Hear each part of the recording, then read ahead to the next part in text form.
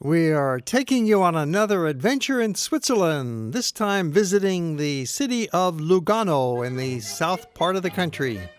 You'll be delighted by the blend of Swiss and Italian cultures that we find here, and also visiting some nearby attractions such as the lakefront village of Gandria clinging to the hillside. But our main focus is showing you the old town of Lugano, including some 3-screen videos later in the program. You'll find the old town with its narrow pedestrian lanes and arcade-covered sidewalks is truly a joy. We're starting out from Locarno, which is where we've been staying, and taking the train just an hour ride down to Lugano. We're leaving our hotel in Locarno on a day trip. We'll be back the same night, boarding our very nice, comfortable Swiss local train. We'll be spending most of this day down visiting Lugano, another wonderful city in the south of Switzerland. Easy to get there by train.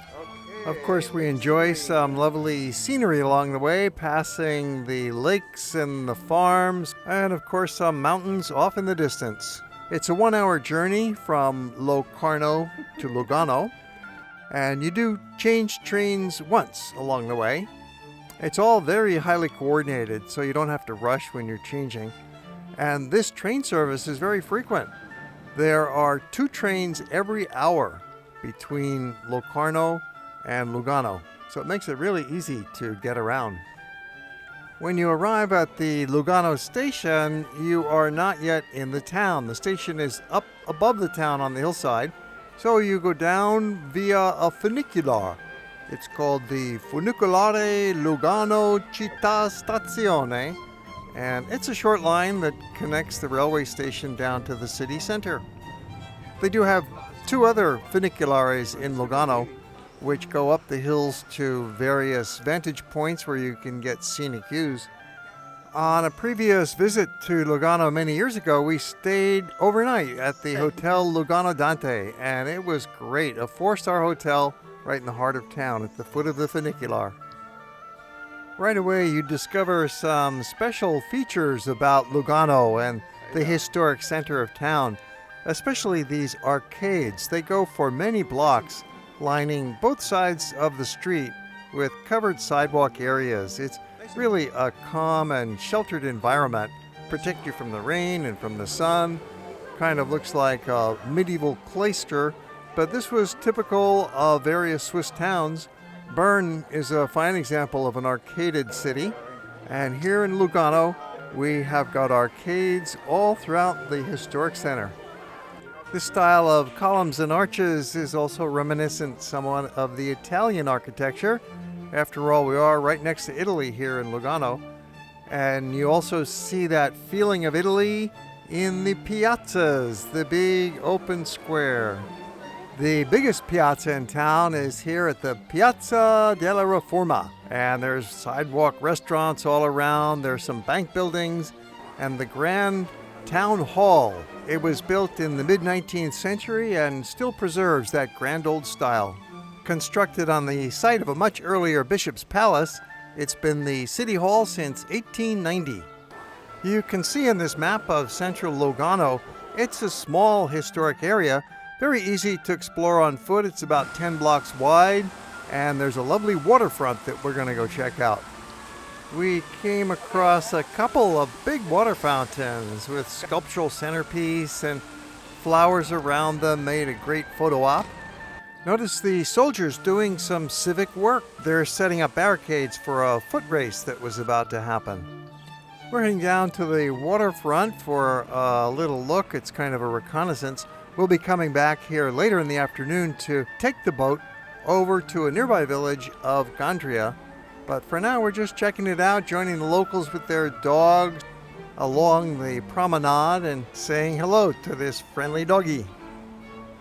We have a lot more to see in the old town of Lugano, such as this shopping passage. This is in the real old-fashioned style, almost Parisian influence here.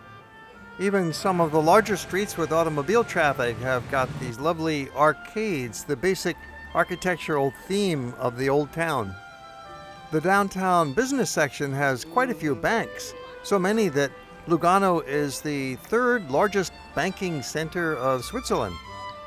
We're back in the pedestrian zone, and you've just got to love how well it works. It's intersection of streets and people walking here and there. It's so friendly and sociable, makes for a great atmosphere. Of course, the stores thrive in this kind of environment. It's really one big shopping mall. The retail anchor of downtown is the major department store, Manor, which also had a very nice flower display out front, showing off the famous flower of Switzerland, the Edelweiss. This department store is also famous for its food court, where you can get a whole variety of different foods, sandwiches, hot foods, cafeteria style, at a very reasonable price. And there's a friendly atmosphere that makes it easy to strike up a conversation with some locals if you like. Some well-behaved local school kids out for a day's excursion. Get a friendly wave as they go by. We really enjoyed stopping at this famous gourmet food shop, Gabani. They've been in business here since 1937, and they've really branched out. They've got a wine shop, a cheese shop, and they even run a small hotel that's ranked very highly on TripAdvisor. It's ranked number 3 out of the small hotels in town. Here's a few excerpts about Gabani from the 150 comments on TripAdvisor. Small and exquisite. The place to be in Lugano. Premium lunch and good price. Italian food at its best. Great food in a happening place. Small but very good food. Outstanding takeaway food. Lugano's Harrods.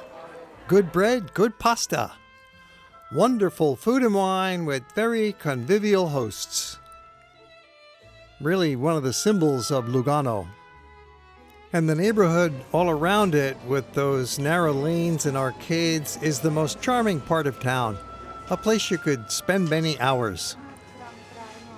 There are a number of these excellent food shops right in the heart of the old town where you can get a sandwich to go, you could get salads to go, maybe just get a loaf of bread or get some fresh fruits, or just enjoy the vision of these beautiful foods. The vegetables, the fruits are perfect. These sidewalk stands are open every day, but there's also a special farmers market that happens on the city streets every Tuesday morning and Friday morning from 7 till noon. This area is also world famous for its chocolates. In fact, there's a chocolate factory just outside the city that you can visit, the Alprose, and you can see how they make their chocolates.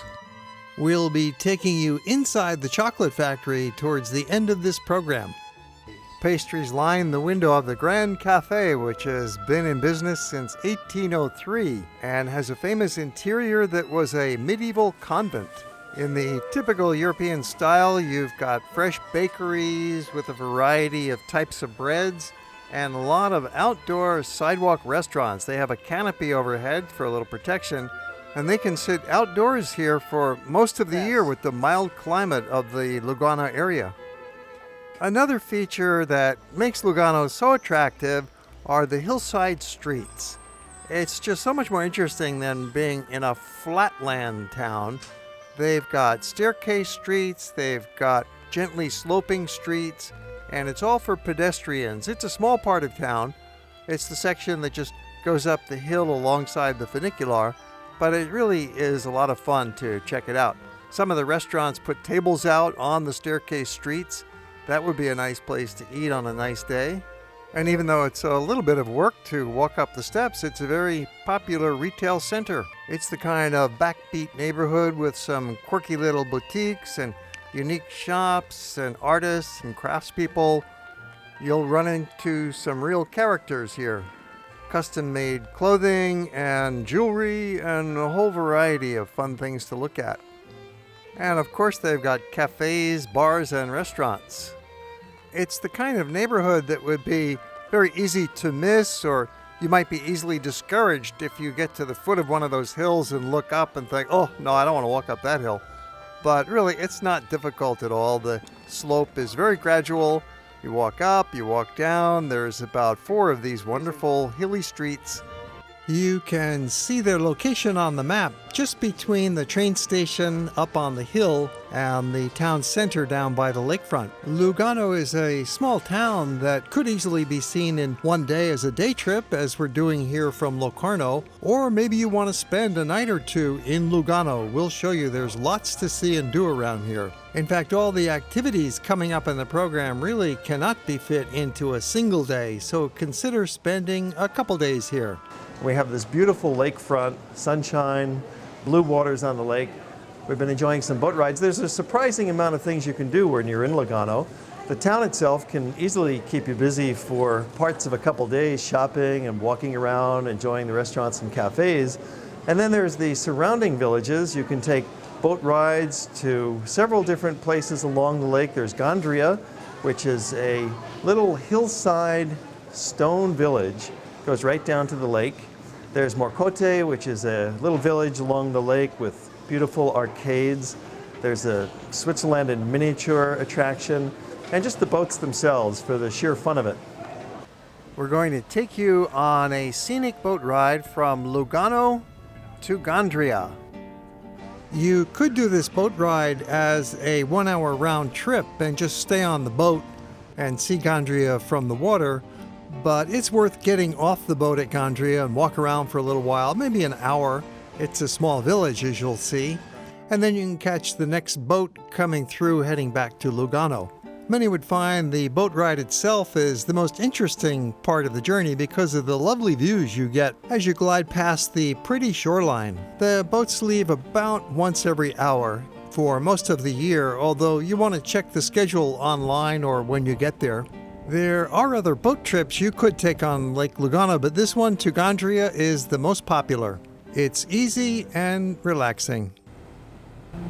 The boat trip does not go directly to Gandria at first. It goes in the opposite direction over to the adjacent city of Paradiso, Paradise on the Lake. Pick up a few more passengers perhaps. Paradise sounds pretty good, but actually the city looks like it's just packed in with apartment buildings clustered along the waterfront.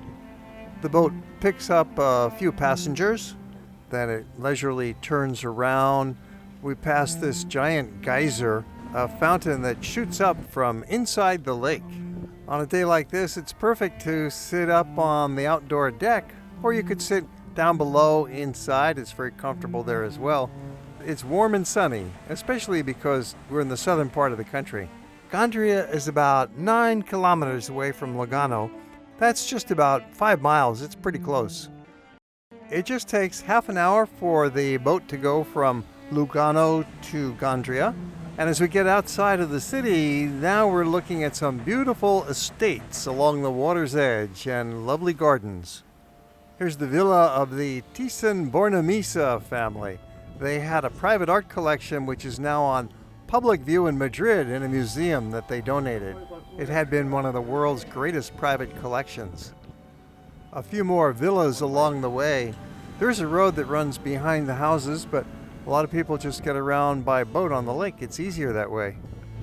And then we come around the bend and get our first sighting of Gandria. It truly is a magical little village. We'll be getting off here and taking a little stroll through the village and finding it is a pedestrian zone. There's no cars allowed in the village itself because the lanes are just much too narrow and steep. There'll be a boat ride out of here in 1 hour back to Lugano, so we don't have a lot of time, but it's enough. The village is only a few blocks wide and long, as you can see. We're going to show the whole thing to you. There's always a tingle of excitement when you arrive in a new place for the first time, especially when you're arriving by boat at a little village that is inaccessible by road. Cars drive behind it, but not through the village center. We're traveling in the month of May, which is not a busy season, so it was not crowded.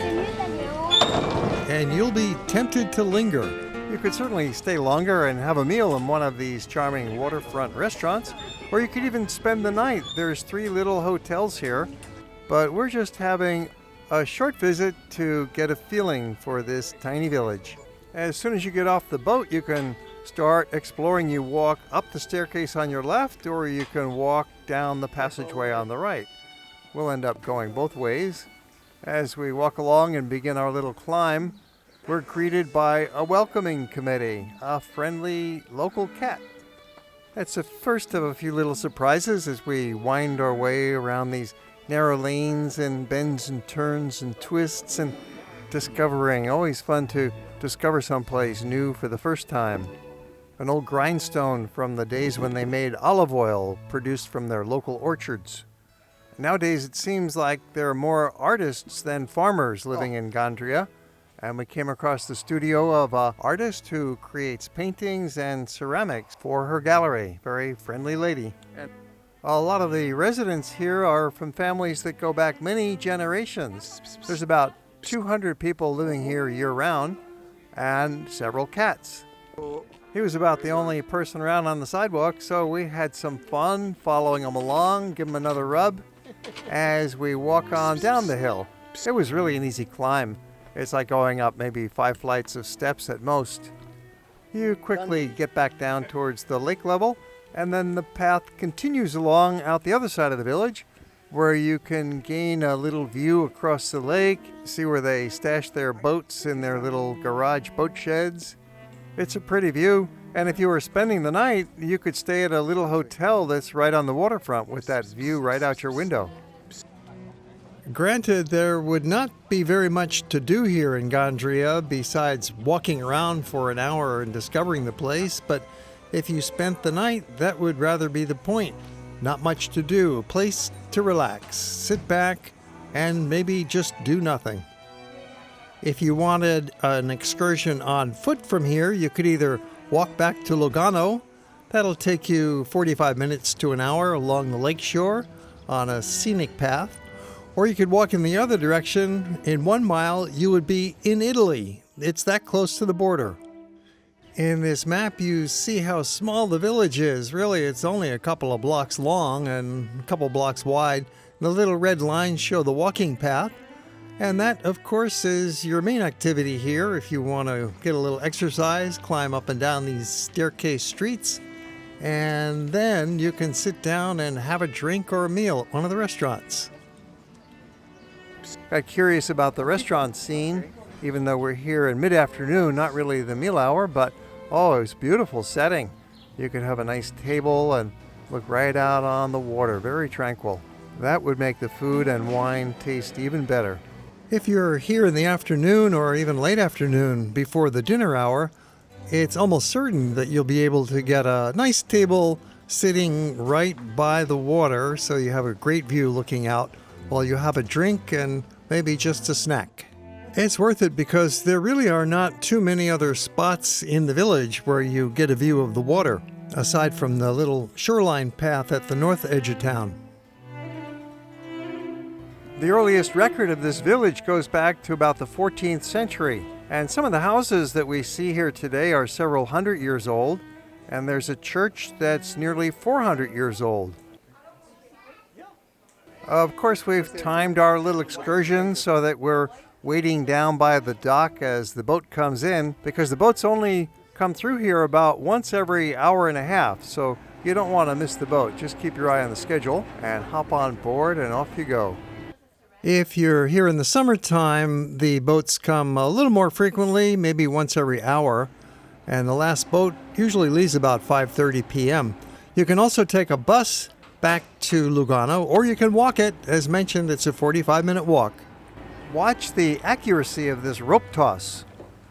It was like threading the needle from 20 feet away. So good, we're going to watch it again in slow-mo.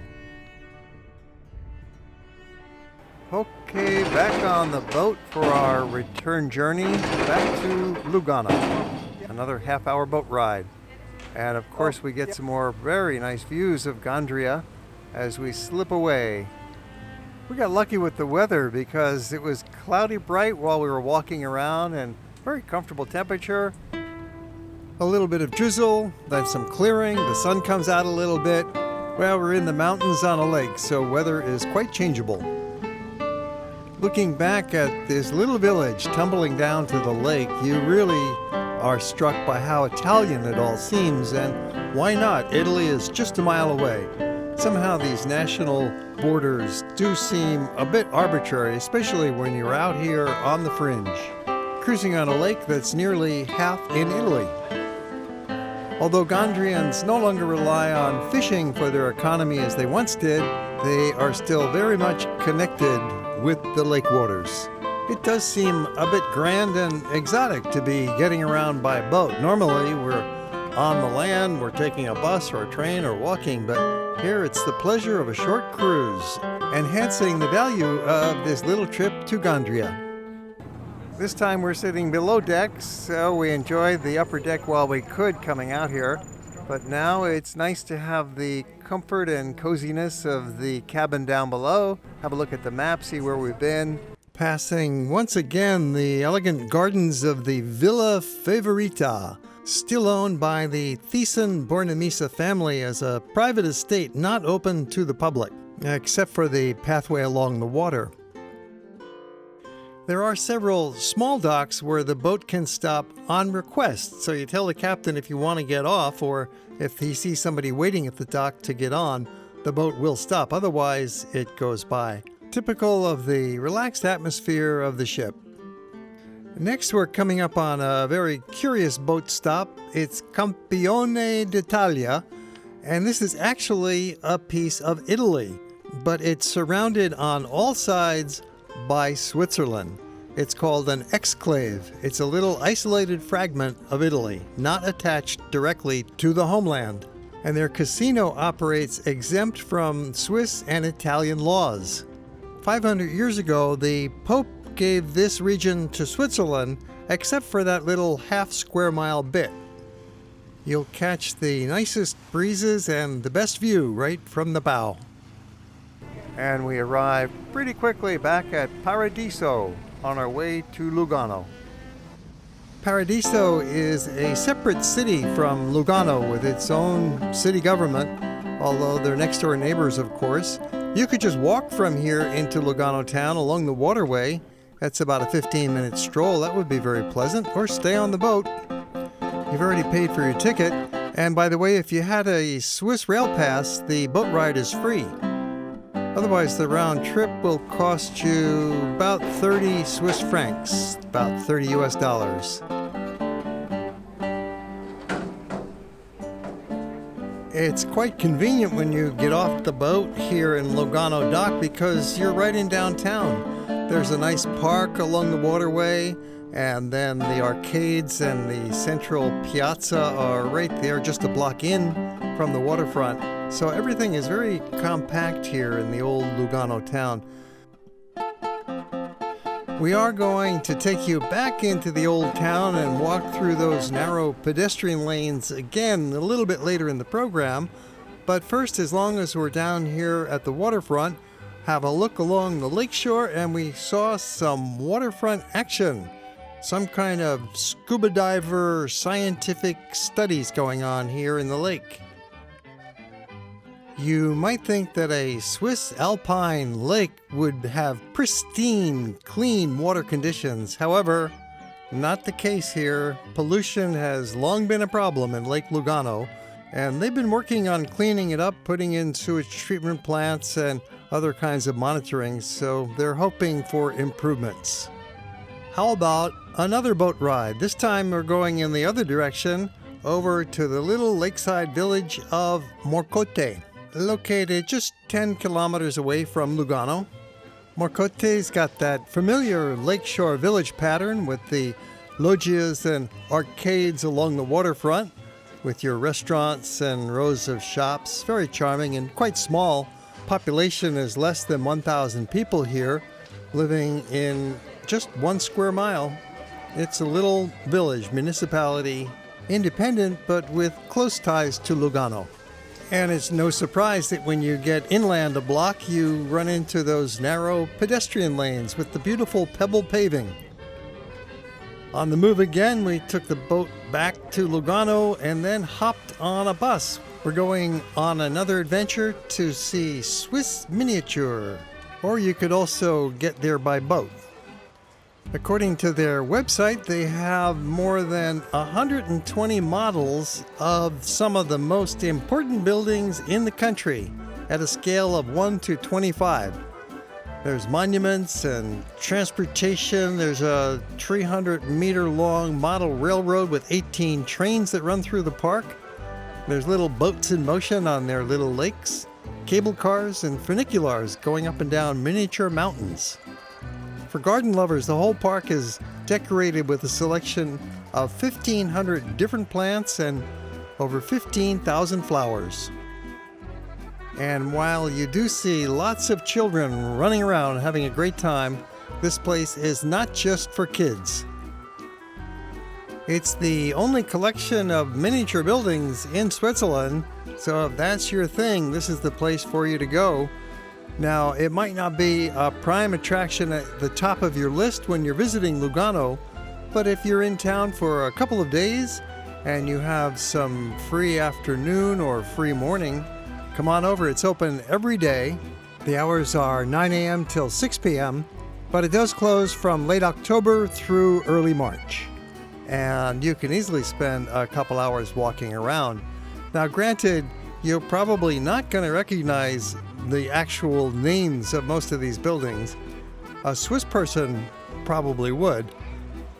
And you can spot the famous Castle of Chillon, but for the foreign visitor, it's just a visual treat.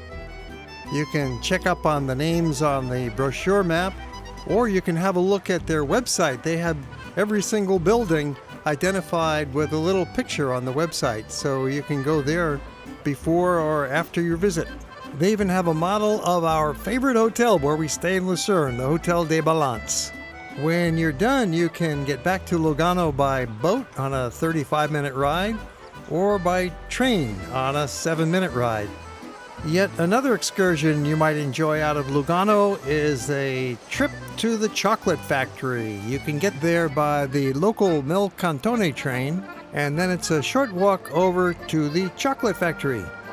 They're open Monday through Friday, and you pay 3 francs to get in, and you get a chocolate tasting, and you get to look at the actual process. It's a real factory, as you can tell.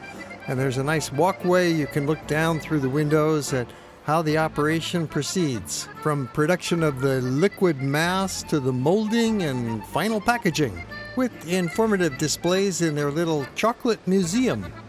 And then, of course, you end up at the chocolate shop, where you get some great prices and fresh product, with the biggest variety of kinds of chocolates that you've ever seen. That was a big hit for our little group. We've been visiting the town of Lugano, which is really quite an amazing place. We're in southern Switzerland in the heart of the Ticino, which is the Italian-speaking part of Switzerland. And we have found an amazing blend of cultures here. There's both Italian and Swiss, there's the German. It's a very European place. We're in the heart of the continent. And Lugano is a charming medieval town. We still have the old sidewalks and arcades which shelter you from the sun and the rain and provide a very pleasant shopping ambience, a nice place for just simply strolling. The heart of the old town of Lugano is about 10 square blocks, and then the city continues on for another mile or so in each direction. But it's a small city. Population is only about 35,000. So you really get a comfortable feeling here in Lugano. The people are friendly. You get the feeling it's very safe, it's clean, very scenic, very picturesque, and an amazing medieval town. You see the cloisters behind me. This is arcaded sidewalks, actually, and it protects you from the sun or the rain. The Alps, and we've had a variety of weather conditions here, mostly very pleasant. We've had some showers, we've had a little bit of thunder and lightning, make it even more dramatic, and some very pleasant fair weather as well. And in many ways, it's the most satisfying and interesting of the various places because it seems to sum up the whole trip. There's flowers everywhere. You can go for boat rides, you can go hiking. We've got mountains, lakes, shops, old town. We've got a German culture of Switzerland, yet we're in the Italian part. They speak Italian. It's very cosmopolitan. And it's a combination of the best of both worlds. We have the efficiency of Switzerland. We have the culture of Italy. We have the cleanliness of Switzerland. We have the romance and cuisine of Italy. Just a great place to be. Naturally, you'll gravitate to the main square, the Piazza della Reforma, with its many outdoor restaurants and people passing through. This is a marvelous place to sit down and have a meal, have a bottle of wine, or just relax with a snack maybe, and watch the passing parade.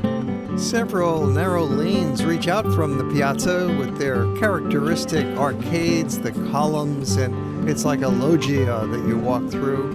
Very medieval in appearance, in a style that is centuries old.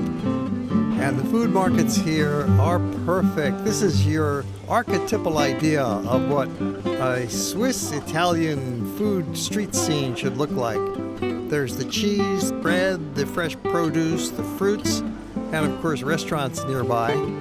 You'll always find a few market stands, but the main market we see here is on Tuesday mornings from 7 till 12 and Friday mornings also. Lugano has been a market town for perhaps 1,000 years, but the main part of the city we see today was built up in the early 19th century, and the town really started developing from the 1840s when the road was built through here and the first steamboats began on Lake Lugano. And then train service began in the late 1870s, and that was very important because it became one of the main connections between Italy and the rest of Northern Europe. And now with the opening of the new Gotthard base tunnel, the city will become even that much more important. We have stayed at the Hotel Lugano Dante, which is really a lovely 4-star hotel. It's in the old town, and yet right at the foot of the funicolare that leads up to the train station. Very easy to get here. You don't need a taxi. You just take the funicolare. There's some mountain trains that you could take. There's some hiking, and lots to do here in Lugano in the heart of the Ticino. Well, let's take the funicolare up the hill. You could walk up there too on those lovely streets, but it's always fun to ride the funicolare. It's kind of like a combination of an elevator and a train and an escalator, and it takes you up in a very stately manner in a system that's about 100 years old. And at the top there's a special attraction. In addition to the train station and a terrace with a view out across the city, we have the Cathedral of St Lawrence. The facade was completed 500 years ago, and the earliest church on this site dates back over 1,000 years.